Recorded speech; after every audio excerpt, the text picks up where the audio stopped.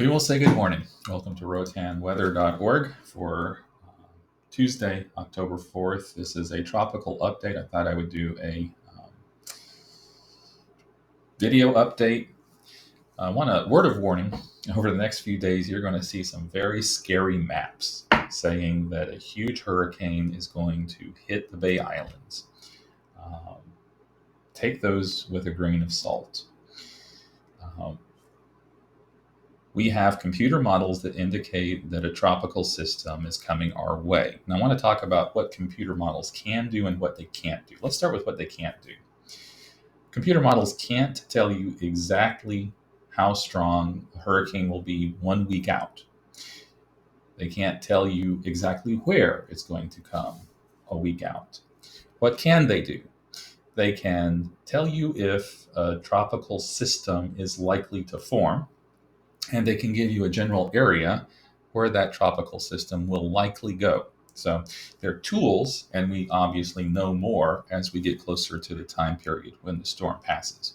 So let's start with the satellite image this morning around 7:13 a.m.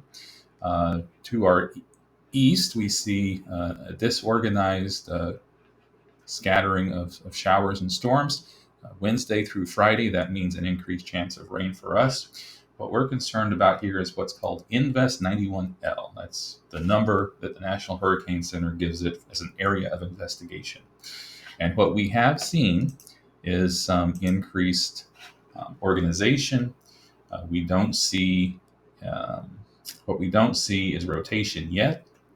Most of the models say the rotation will start coming as we get in this area towards the weekend, northwest of Venezuela, north of Colombia. This is what the National Hurricane Center says about it. 40% chance of formation over the next 5 days, this being Tuesday. That takes us into Saturday.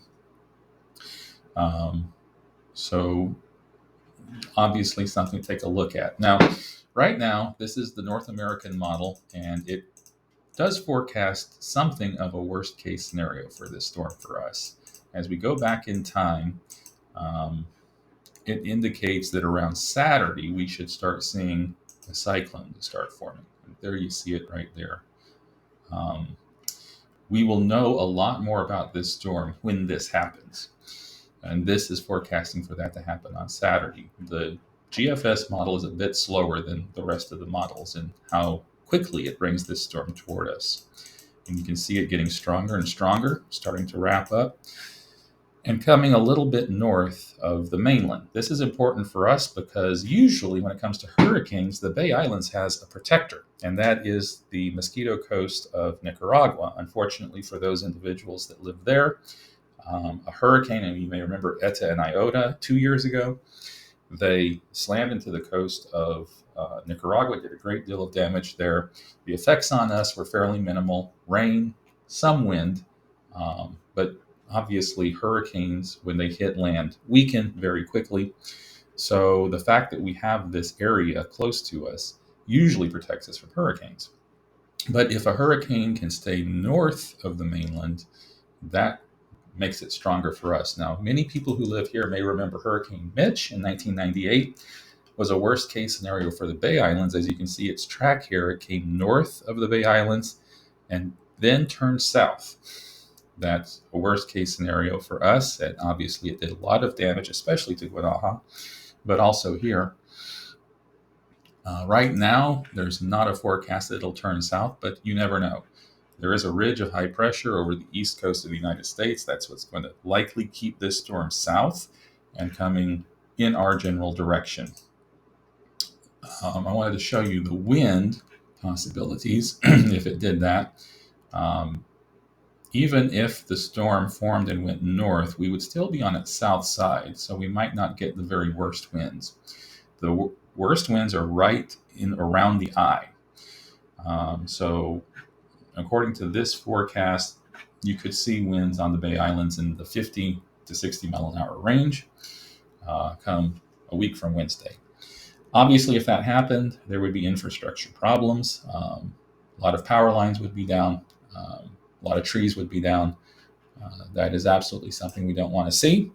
And it's not necessarily what's going to happen. So let's take a look at the European model, and we'll go back in time here. This is a little quicker, and it shows a storm starting to form around Saturday. You can start seeing it wind up and then hit the Mosquito Coast. 1,000 millibars is hardly a tropical storm. And this would bring a lot of rain our way, but not much else. The Canadian model, it strengthens it quite a bit more and brings it also into the Mosquito Coast. Again, this would bring a similar situation to Eta and Iota to the islands. And the German icon, again, a tropical storm, perhaps, as it nears the Mosquito Coast. So these are the current trajectories of the storm. Many, if not most, take them into Nicaragua. But of course, this one here stubbornly brings it towards us, the GEPS, with maximum winds of 52 knots. So this is, when you see these millibar numbers, this is generally speaking what category we're talking about. So, and this is where these computer models are saying it will strengthen. So a few of them are making it quite a strong storm. One thing to keep in mind as we see this approaching, you may remember with Eta and Iota, as the storm got in these waters about here, the models were continuously saying this will be a category 2 or 3 storm, but they really blew up as they approached Nicaragua, becoming high category 4s, close to category 5s. So as you begin your planning, keep in mind, a lot of times the models can overestimate a storm, but if it looks like it's coming our way, they may actually underestimate a storm. So as it gets closer, if it looks like it's coming our way, be prepared for any possible situation. This would be a good week to get your preparations in case there's an emergency. I know it's holiday week here, but most of the stores will still be open. Try to prepare for the worst and hope for the best. That is our forecast, and we'll keep an eye on it. We urge you to keep an eye on the weather forecast throughout the week and especially into the weekend with us here at RoatanWeather.org.